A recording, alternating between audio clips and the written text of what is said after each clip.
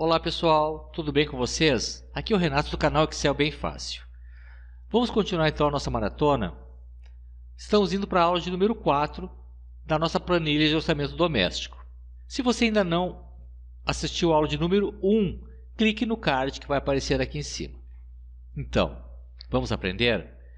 Então tá, gente, na nossa última aula, nós fizemos as listas aqui, fizemos algumas formatações. Deixa eu dar só um pequeno zoom aqui. Tá? E o que nós vamos fazer agora? Nós vamos fazer o total aqui, para podermos fazer depois a diferença entre receita e despesa. Pessoal, a gente tem que fazer então a soma aqui dos valores, tá? E aqui a gente tem que usar a função subtotal, tá? Porque na hora que nós formos filtrar, a função subtotal vai manter somente o que for filtrado. A função soma não. Eu vou fazer e depois até mostro para vocês qual a diferença que vai ter uma da outra. Depois nós vamos ter numa outra aula, nós vamos falar somente sobre a função subtotal, explicá-la melhor, tá? Mas você seguindo o passo aqui que eu vou fazer, vai dar bem tranquilo. Então, igual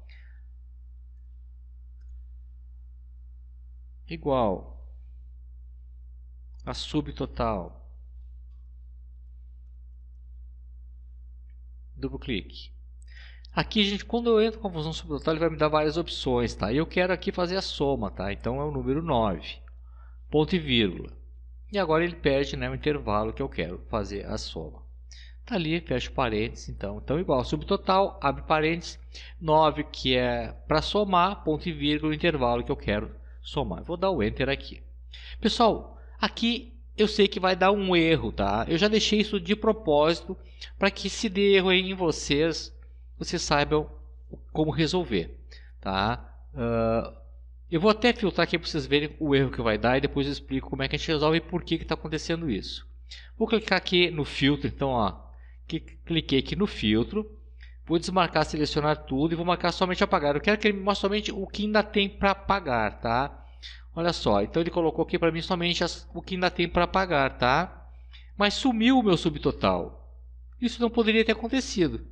Então, vou voltar aqui, vou colocar selecionar tudo de novo.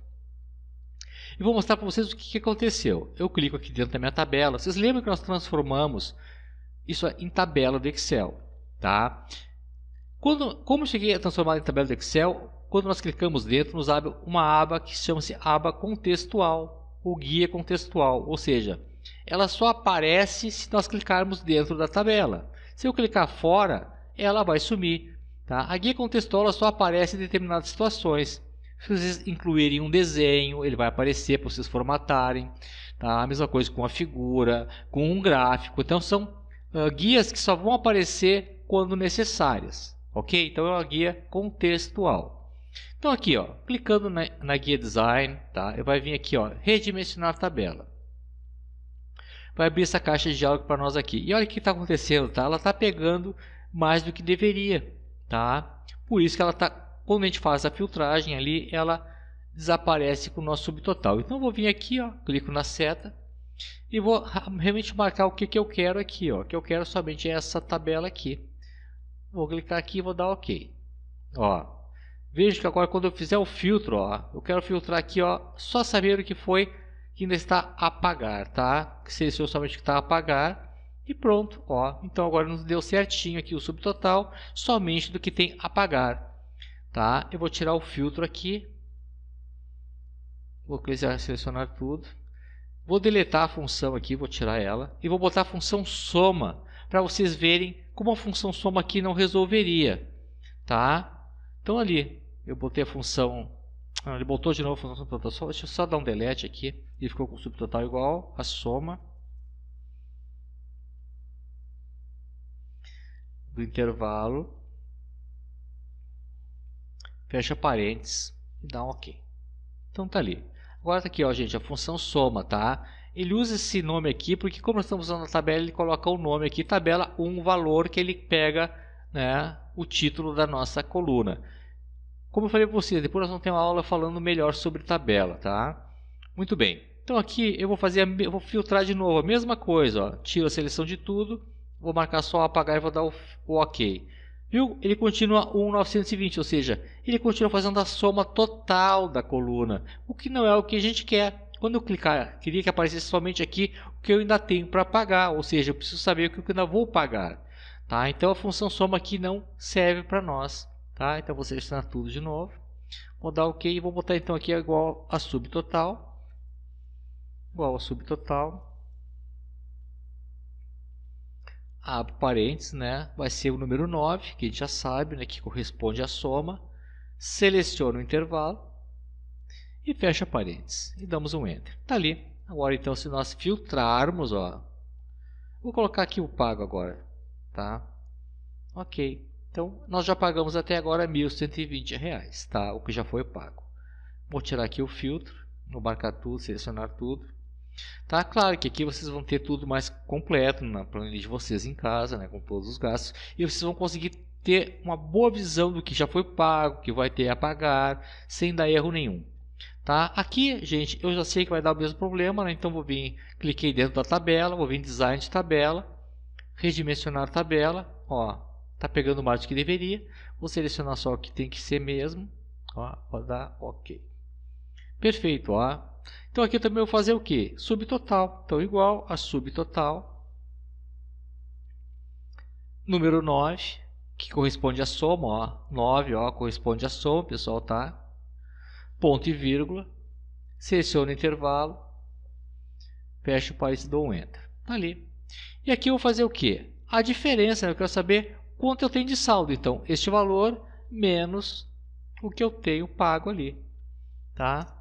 Então, tá ali. Então, a diferença aqui neste caso é de R$ 4.730, ou seja, este menos o que eu tenho de receita, menos o que eu tenho de despesa. Claro que aqui ainda falta colocar, né?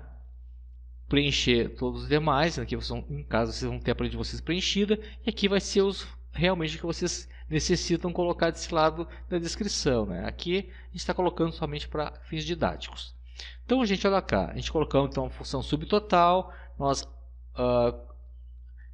redimensionamos, né, a nossa tabela, colocamos aqui o total, tá? Para fazer o subtotal.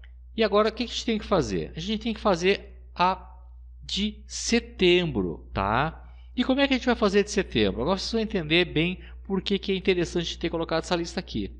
Como é que a gente vai fazer isso? Simplesmente clica nela, lado direito,